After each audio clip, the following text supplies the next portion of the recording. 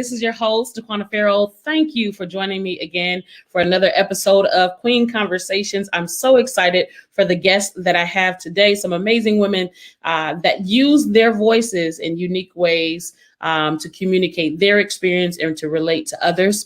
I don't want to waste any time at all. I want to jump right into these introductions. Listen, if you are watching us via YouTube or Facebook, go ahead and share this. Otherwise, you can listen to this on Spotify and Apple Podcasts.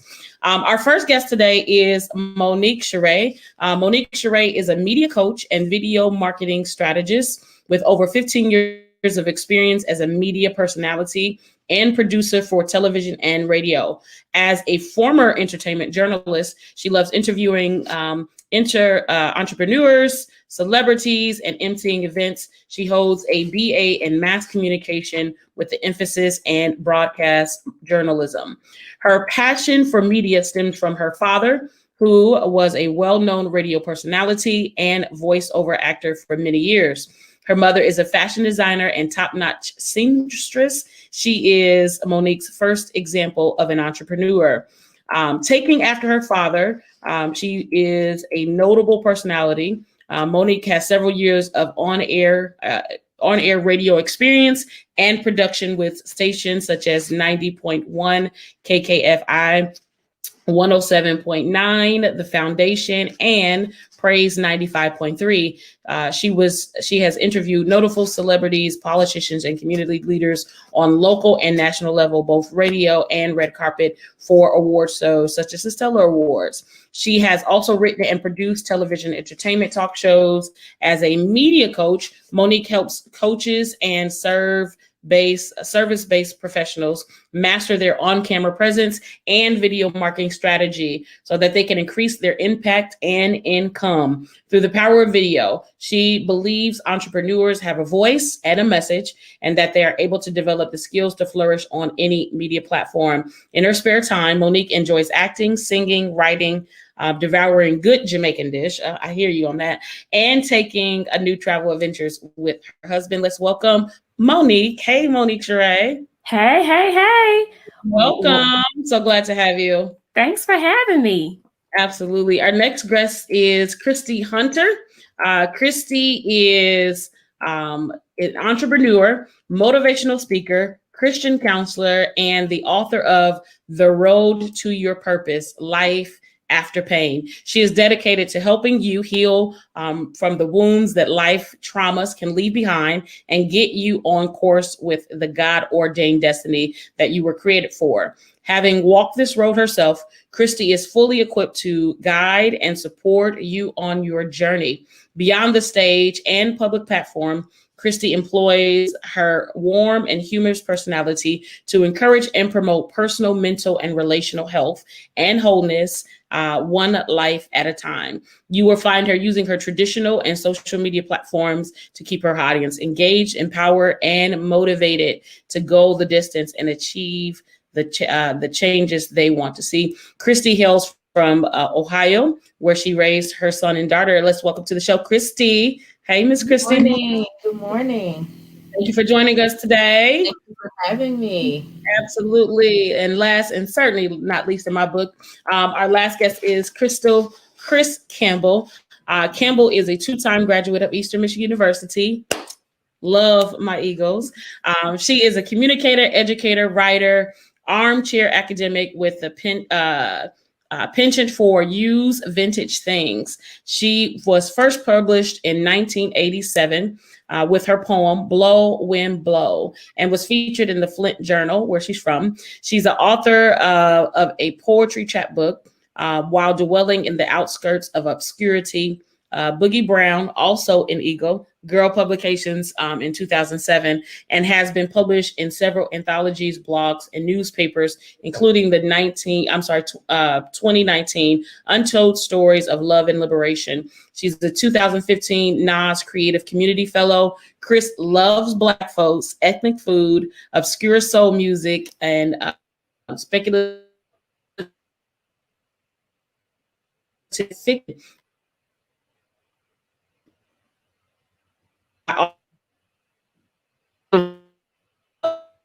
her she Campbell. There we go. There we go. Got you added to the screen. Yeah, Good morning and welcome. Hey, good morning.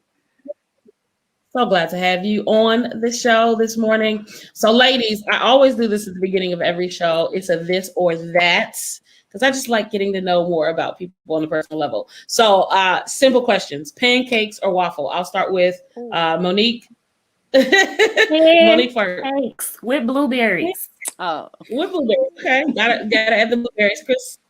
Christy. I'm a waffle girl with the apples. yeah, okay. I'm gonna say Chris. pancakes with the crispy edges. You know, Crispy edges. Yes, with the crispy edges on them. Yes. If you're gonna do it, you gotta do it right. I am not a fan of pancakes. I do not eat pancakes at all, but I love waffles. I love waffles. Okay, it's getting tougher. Library or museum? Monique. I'm going to say library. Okay, easy. Christy. I'm going to say museum because I'm a fan of the arts. Gotcha. Chris. Libraries have art. That's They do. They do. That's smart. They're telling a true story. I love the library. Is my favorite place in the world, in the whole world. Absolutely love it. So theater or cinema? Monique. Ooh, that's a good one. That is tough. I'm gonna say theater. Good. I'm going to go with Christy. Theater as well. Chris. See, I'm a child of the 80s. I'm gonna say cinema. love a good flick, huh? Yeah. You know, it's funny when we both went to Eastern Michigan, and it culturally in the Midwest is a little diverse. And so when I first went to Eastern Michigan, people would say like, hey, I'm going to the show. And in my mind, I was thinking theater show, and they were actually talking about the movies. I was like, oh okay. Right. So comedy or horror? Comedy. Definitely comedy. I love a good laugh. Across the board comedy. Comedy, yes. Good. So I like the genre of comedy in movies, but I am not like, let me go to a comedy show kind of girl. So those are pretty cool. And this one I gotta ask everybody, Apple or Android? I just need to know. Monique? Android. Oh, it's Apple. I'm a droid as well. We split down the middle on that one. I'm Apple all day, every day. So thanks so much for obliging me on that. Want to talk to each of you because not only are you authors, but you guys occupy so many different spaces where you're utilizing your voice. I just want to start out by asking you, when did you realize that you were a writer? Regardless of what you do and how you do it and what you write, when did you realize that you were a writer? Monique, I'll start with you.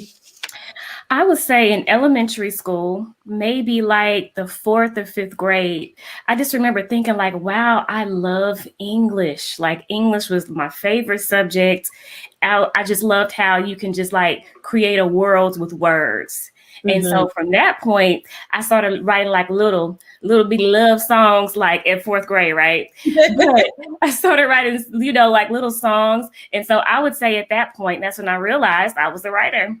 Absolutely. Christy? My passion for writing actually came when I was in about 6th grade. I read the story of Helen Keller and it inspired me. And I just love how when you pick up a book, it can take you to a place where your imagination can be opened up to full creativity, or you can learn something and it can empower you to do more. And so at that point, I learned about journaling. So I've been journaling a long time. And so just being able to put how I feel or what I'm thinking on paper and then to make it come alive. So that's when I knew I was a writer. Yeah. Chris? I don't know when I knew I was a writer. I know when I was told that I was a writer. I was in about 2nd grade, and my elementary teacher back in Flint, where I'm from, Flint Town, the elementary school was holding a talent show. And I wanted to be in this talent show because I used to watch Kids Incorporated. So being on stage just seemed like the best thing to do. And so I didn't tell my teacher, I didn't tell my mom, but I wrote a poem and I auditioned after school. For this talent show, and I got into the talent show. Didn't think to tell anyone. So the whole class goes down to the auditorium for the talent show. Walk in the file line, you sit down. And eventually the coordinator of this talent show calls my name to get up and perform this poem that I've written. And my teacher's face hit the floor. And my mom's mouth hit the floor because no one knew that I was planning to get up and perform this little poem that I had done. So I did it. Didn't win the talent show because third graders are not interested in poetry. But my mom and my teacher were both so impressed, not only because I had written this piece, but because I had taken the initiative to audition for this show and to get into this show.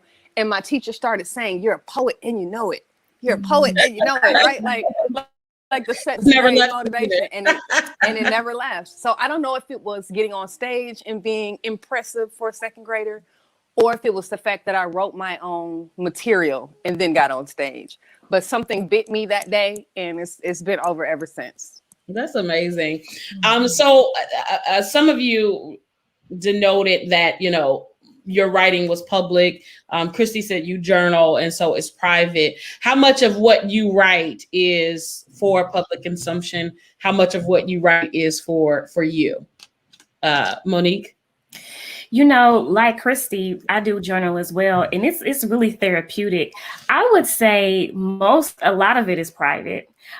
Maybe at times, because, you know, with the anthology that I'm a part of, and then writing, you know, for different short films and stuff like that, I think for periods of time it may be public, but for the most part, you know, it's private, it's therapeutic, it's, you know, how I express myself. Yeah. Christy? It definitely, for me, it's probably more private. I think that it could be public, depending on how much of it the Lord leads me to write to share, right? Okay. Chris? So I would agree with both Monique and Christy that most of my writing is private, but it's private because it's not fit, I think, for public consumption yet. It's lists, right? It's letters to myself, notes to myself. I also journal, and so it's that personal journal writing. And then I write a lot for work, which is not necessarily the kind of work that the reading that the general public wants to make. And so I think the majority of the writing that I do, because it is not narrative, it's not personal, is for the public, my notes and my work things. But the things that I write that I plan to eventually share, those things that are most touching or, you know, have the most revelations, are very private works right now. Yes. So who are the writers that inspire you all? And it can be from any genre, multiple genres. It could be whatever it is that inspires you. Who are the writers? Monique, who inspires you to write? Ooh, that's a good one. I would say in college, I was definitely a big Nikki Giovanni fan. Definitely, of course, Maya Angelou. I also remember reading Eric Jerome Dickey novels all the time. Sister Soldier. I've always been a fan of, you know, like Chris poetry, and then also fiction stories, you know, Michelle McKinney Hammond. So I just like fiction. So yeah, I would say those. Okay. Christy. So for me, what rekindled my love for writing probably was Alanya Van Zandt, a lot of her books. And then being that I went to a Revival Center at the time, Vanessa Miller Pierce was a great author locally, and so was Valerie Lewis Coleman. And so they were just instrumental in sparking that flame for me. And then Victoria Christopher Murray, she writes a lot of Christian books, and I actually love her books, and I just can't wait for them to recognize her talent and really put them on film, because I think she really does have an audience that would be able to relate to her writing on a real life level. Okay. Chris. So the question is, who motivates me to write? California. Which writers in particular? Okay.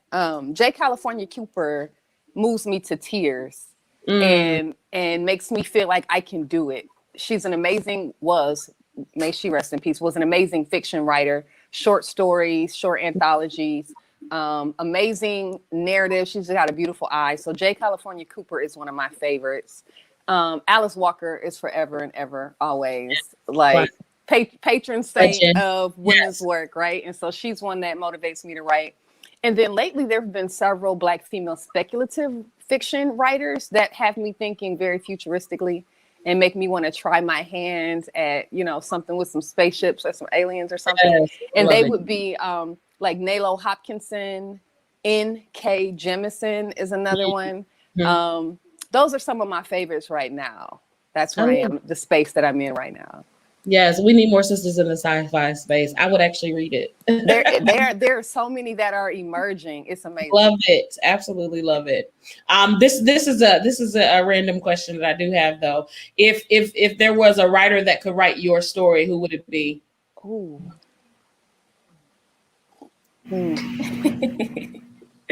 The first person that comes to mind, well, Issa Rae came to mind. I'm like, no, maybe not Issa. I love Issa though. I don't know, she would have some crazy stuff in there. If there was a writer, I'm gonna say if I can mix maybe Shonda Rhimes with a Tyler Perry. That's what I would say. I love it. Christy. Honestly, I was thinking Tyler Perry because my life is so wild and so crazy. I fit right in the spectrum with Medea. So Tyler Perry could really make that really interactive. Oh, that is such a tough question. I'm going to say right now, Robin Thede. Are you all familiar with Robin Thede from A Black Lady Sketch Show? Yes. Because that woman can layer in comedy and commentary and a contemporary view. And then she writes from a place that seems very like turn of the century. Like I'm talking like 1990 to like 2000, right? Her references, the jokes that she makes come from that era. And that's when I came of age. Right, exactly. And so I'm gonna say Robin Thede. That's cool. Okay, so who do you all write for? I want to talk about your art, the work that you create. Who do you write for? Who's your audience? Monique? Well, it has kind of changed a bit. I would say on the fiction side, the entertainment side, it would be more so for, let's just use the word millennials. Like for instance, I wrote like a short series, Single and Saved in the City. Right. So that's more so, millennial women. This anthology is for women. So I would guess I would say women. I would say maybe 30 and up. Okay. Monique, tell me a little bit about the anthology, how it came about and some of the women that you partner with on this project. Well, her name is Precious Brown, and she's actually from Michigan. So yeah, I'm like, I think she lived in Flint. We're gonna have to talk afterwards. Okay. So Precious and I, we know each other from a mutual friend, and she calls herself the book to business cultivator. So what she does is for people who write books, she helps them turn it into a business. Well, she said one day she was at the bookstore and there was an anthology of, I think it was like 100 women, 100 notable women who like made history or changed the world or something like that. And she said out of the 100 women, it was maybe only like 4 Black women. And so for her, that was like, oh no, we have to change this. So she took it upon herself to get some women together to, change it. So that's how I became a part of the Impact Anthology. And it was 7 of us for this first go around, but she plans on putting out more books until she gets to 100 Black women authors. That is amazing. Absolutely love that. And that speaks to the importance of our voice in different spaces, right? Going to the library, going to the bookstore, and seeing the names of people that look like you. Christy, who do you write for? Who's your audience? My audience are people who've experienced pain and traumas, right? Because I'm about healing, the holistic. You can heal and not be whole. So the goal is to heal you so that you can become whole, right? And so in that, I write for anybody, male, female, young, old, who's experienced a trauma and has really become stagnant or stuck in that place so that they can have the motivation they need to be catapulted forward so that they're not dormant in that place that God has called them for purpose. And Christy, tell me a little bit about the project that you wrote as a result of some of the things that you experienced specific to that, the road to your purpose, life after pain. Tell me a little bit about the project itself. That particular project really was birthed out of my own life experiences. Just out of some traumas that I experienced at a young age, from being raped at the age of 7, molested at the age of 11, and dealing with those traumas and trying to grow up and find out what it was like to be a normal little girl, what relationships and healthy relationships were like. And so they're going through therapy, talking it out, having that relationship with God, leaning on the word and allowing him really just to come in and use his word to cleanse me and to heal me and teach me to love myself and teach me that it's okay to date myself and be with myself, and really push me into that next level. And so that's kind of what the Road to Your Purpose, Life After Pain, that was the basis for that project. And how was that process for you, having written about something so personal? I didn't dig deep and make it personal. I kind of left it a lot of surface, because as I began to get deeper, some things still kind of, the residue of some things may still be there, still be a little bit painful. But some places in the book, you'll find that it's very invigorating. Very eye-opening, that I really was able to kind of open up and just share the process to that journey of healing and then finding out what my purpose is in Christ. So That's good. Yeah, absolutely. Chris, who do you write for? Let me tell y'all my encounter with Chris, like how I come to know who is the lady Chris. She was a part of the Black Student Union at Eastern Michigan University, and we used to have open mic nights. And I was like, who is this chick? I love her whole vibe and her whole life. And we've never been like really close friends, but we've been really close via social media. And yeah, we're social media besties. We are social media besties for sure. But I can remember encountering her and her sharing her poetry, and I was just like, I like her. Oh, thank you. So, Chris, who do you write for? I write because I write for me. It means that I write for anyone who has anything in common with me or my perspective. Love it. And so that gives me the room for my writing to grow. Right now, I'm writing for, 41-year-old busy mid-career mama, right? But maybe 15 years ago, I was writing for, mid-20s, something Black woman in the city trying to figure it out. Right. And I'm really looking forward to being that woman that is like empty nester, got some time on my hands. Let me reflect back on my life. Type writing. I'm looking forward to that space. So I write for me, and because my experience is not unique, because my experience is not isolated, anyone else who's had, any inkling of a similar experience to me will be able to relate.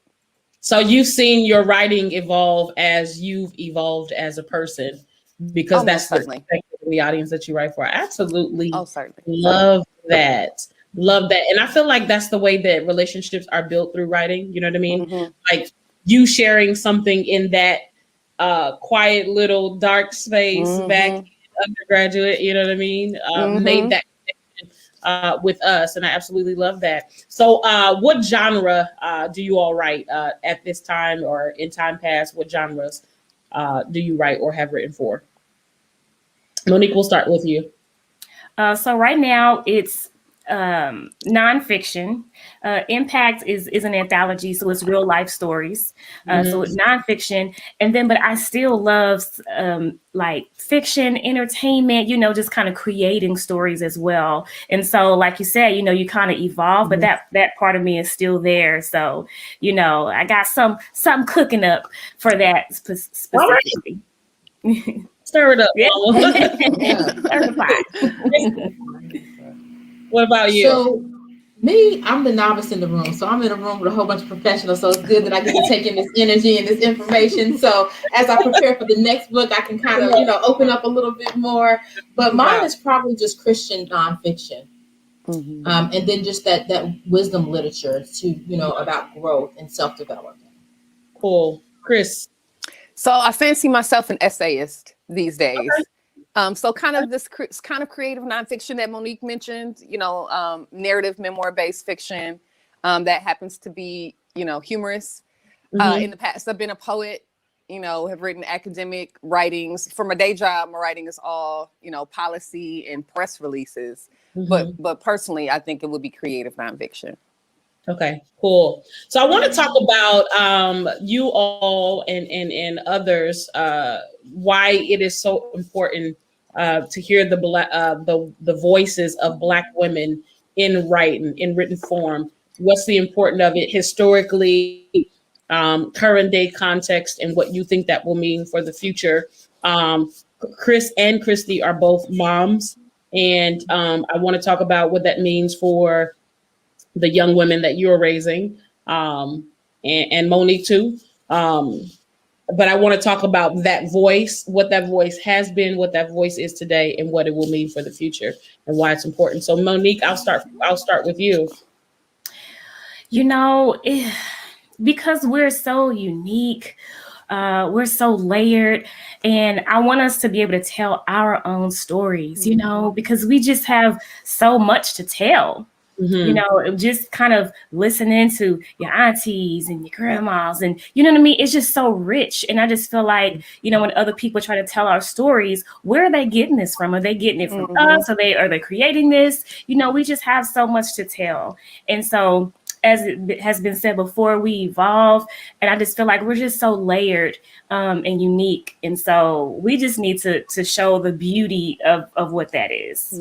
Wow, I agree. Christy. You know, there's no other voice more powerful than the voice of a Black woman. Our experiences are so different. We are layered. We are multifaceted. We are high. We are low. We are wide. Whatever it is that we need to be, we are. And so when you hear the story from the voice of a Black woman, you can relate no matter what your culture or background is, because we've experienced it all, because we've dealt with it all, we've pushed through it all, we've labored through it all, because we've had to be diverse in everything that we've done. You know, we couldn't just focus on being a mom, because mom just, life wouldn't allow us to do that. We had to be the college student, the mother, the wife, the sister, the cousin, the auntie, the uncle, and whatever else we needed to be. So I think it's important that you know, our voices are different, and that people hear that, because they get a full spectrum of what this world really looks like and what it has to offer, because we touch everything in it. Yes. Wow.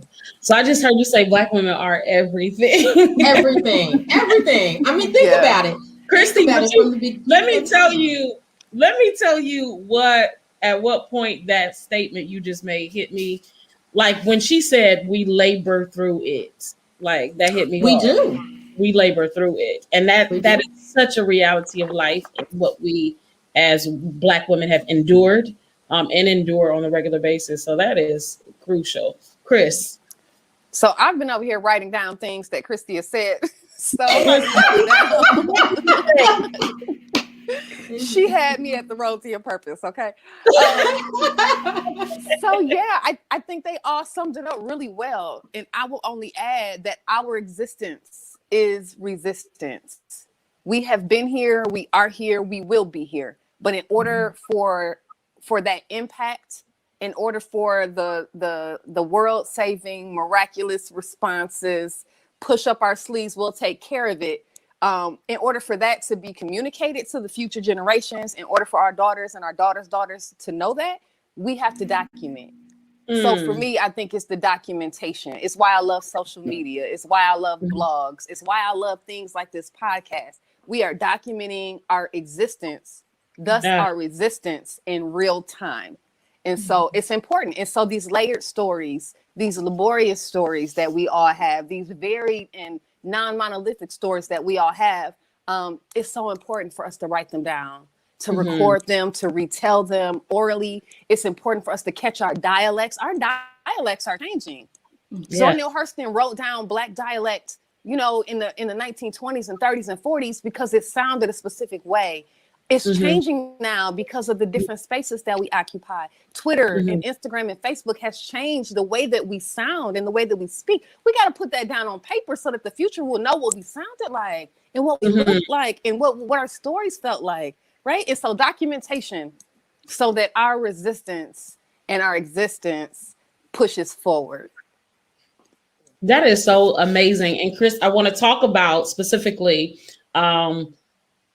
other ways in which you use your voice, and specifically you have an organization called Sister Speaks, and I want you to speak to Sister Speaks. Tell us what that's all about and why it's important and how we can support it.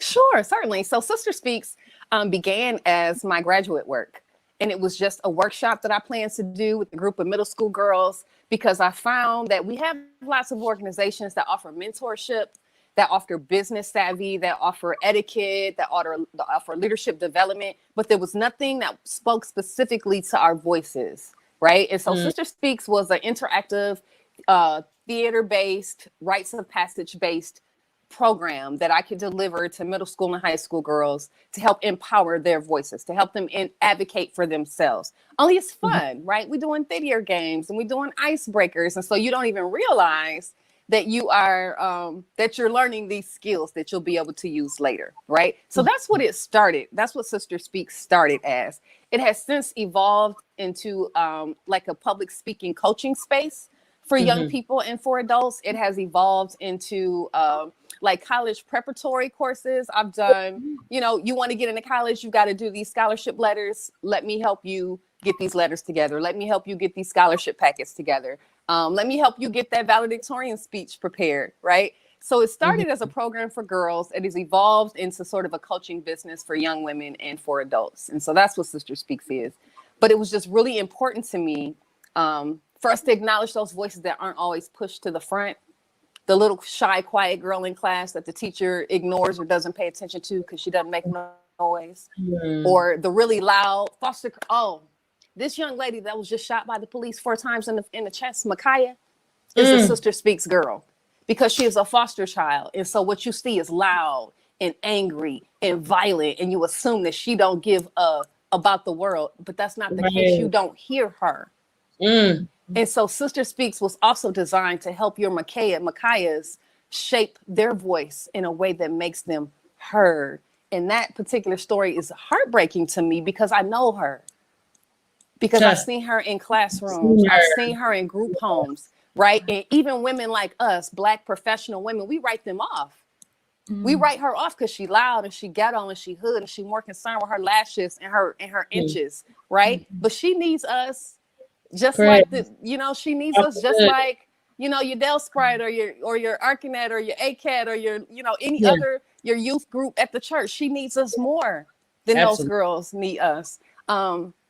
And so that's what Sister Speaks was about, finding those girls that fall through and don't make it to those other leadership development programs so that they can hone their own voices. And it's been dormant since COVID. And this conversation is reigniting. It's reigniting the need for me to. I feel it. I feel the passion. I feel the fire. I'm so glad. That is so amazing. I am all about how we can empower each other, how we can empower the voice of the sisters coming behind us, how we can support our elders. Like, I'm all about that. Monique, I want to talk to you about what you do in the media space and how you prepare folks for that space, specifically Black women. Is there anything in particular that you coach to help prepare Black women or women in general for that space, that public space? So I love just really helping, entrepreneurs just be confident on camera. Because as we see, video is not going anywhere. How many of us have been on Zoom meetings since the pandemic? You know what I mean? And I feel like sometimes the hindrance of like moving forward is just kind of just getting out there. You know what I mean? So for the first thing we work on is the mindset. I always say, hey, you know what? Your purpose is bigger than your flaws. You hear Chris talk about Sister Speaks. Now, what if she was like, no, I don't want to do this because of XYZ, because I don't, maybe my inch is not long enough. The people that really need you, they're not really even concerned about all the stuff that we're concerned about. They want to know, hey, can you help me? Do you have the solution to the problem that I'm facing? You know what I mean? And so sometimes that means, hey, you know what? This isn't perfect. I may not have the best camera. But I have a message, but I have a purpose. You know what I mean? And so I'm going to still continue to push forward. So work on the mindset, just being able to get on camera and share your message, share your story. Because once you do that, that creates that connection. And then, it could just go on from there. So, that's great. And then Christy, you do so many things and wear so many hats. Christy occupies real estate space. She has some connections with the medical space. I don't think there's anything that you don't do, Christy. And my dad calls me a Jamaican. 11 jobs. But just talk about the other spaces that you occupy and utilize your voice in the way that you help others to do the same. So historically, there was a group for women on the move, and as a young mother, after I went through the program myself, I became affiliated with them when my son was diagnosed with cancer, and so they came to the hospital and they were praying for the children, and I connected with them, and so I ended up going through the program myself as a young mom, and then as I matured and grew, I came back to help, coach and work with other single moms and teach them different tools about, what it is, what's the difference between a need and a want, how to save, financial literacy, and just began to do those things with them. And it really ignited a passion and a love for me for helping young women to grow. And so then I became a part of Elder Kelso. I can't remember the name of her ministry. She has a Women Empowering Women ministry. So then I connected with that. And so it just kept me kind of encountering women and speaking with women and motivating them really to just be the best version of themselves. And so now I'm with Women in Power, which is new, that I've just kind of connected with and working with women in that regard and talking to them a little bit about the book. We're talking about rejection and different things like that. So on that platform, just working with women in general has been kind of where the Lord is leading me primarily. So, but other than that, about the real estate and then what I do for public health. So fantastic. Great. So appreciate you guys sharing those things. We're coming to a close on the conversation, but before we depart though, I would like to hear some parting words of wisdom, encouragement for women, young women, any woman that has that drive and passion to do it, but may be fearful of doing it. Just some parting words for women that have a voice, either has not discovered where they want to use it or knows where to use it and may be fearful. And anybody can go first. I would say that, your purpose outweighs any perceived flaws that you think you may have, and your purpose, it's still there. It's waiting for you. So it's not like it's going anywhere because you feel a little fearful. Right. And sometimes when we just take that first step, we realize, oh, it wasn't that bad. Sometimes it's all in our heads. Mm-hmm. But just know that any perceived flaw that you think you may have, and I say perceived because sometimes it's perception. It's not even a real thing. Right. Mm-hmm. Your purpose outweighs all of that, because tell you what, all of us have to kind of fight through and labor through different things to show up. Right. Because we know that on the other side of that, somebody's waiting for us. On the other side of that, it's going to pay off, not only for us, but for our fellow sisters. So just remember that your purpose outweighs your flaws. That is excellent advice. Thank you, Monique. Yeah. My advice would be to face your fears. Whatever it is that you think you can't do, take that first step, and you'll find that if you take that first step, you're not alone. And there's somebody there to help you hand you that part of the baton to take you to that next level. And as you go from what they say, faith to faith and glory to glory, and as you go through those steps, you'll elevate even more. And so there's always that village that is sent to help support you and get you to where you need to be so that you can ultimately fulfill your purpose. So don't wait and don't delay. Don't continue to walk in fear. Just catapult yourself forward. And if you take the first step, I guarantee you the rest of them will be equally what's the word I'm looking for? Equally rewarding for you. Awesome. Thank you. Chris. So I think I've got two pieces, one that's more lofty and theoretical and one that is very practical. Mm-hmm. Because our existence is resistance, I would say keep on. That would be my advice. Keep on. Keep writing, keep reading, keep listening, keep creating, keep loving, keep praying, keep mumbling and humming, to God. Keep talking to your folks, keep having these conversations.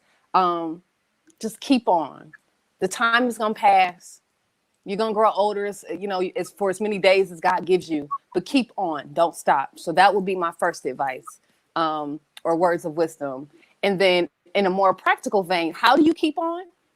Apply until you get it or you die. My Aunt Therese told me that once, and she meant it in terms of graduate school. She meant it in terms of jobs you feel like you might not be qualified to do. she meant it in terms of like open calls. Writers, you know, we apply when we see a call for submissions. Even if you don't think your work is for that piece, even if you think you're not qualified, even if you think, you know, they won't like me, they won't like my writing, they won't like my voice, apply. Apply until you get it or you die. Trump did it. And he sat in office for 4 years. Completely unqualified, but he tried it. And it works for him. So if you know how to do the job. This is why. Listen, if it'll work for a mediocre white man, it can work for you too. So apply until you get it or you die, and keep on.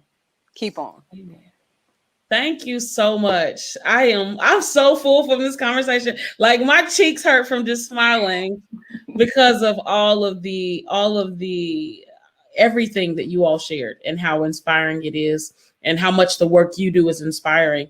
And the advice that you give, I give to you all. Keep on doing what you do to inspire every single day. Thank you so much for being a part of the show. And I'm grateful. I could continue this conversation forever, but thank you so much, each of you, for joining me today.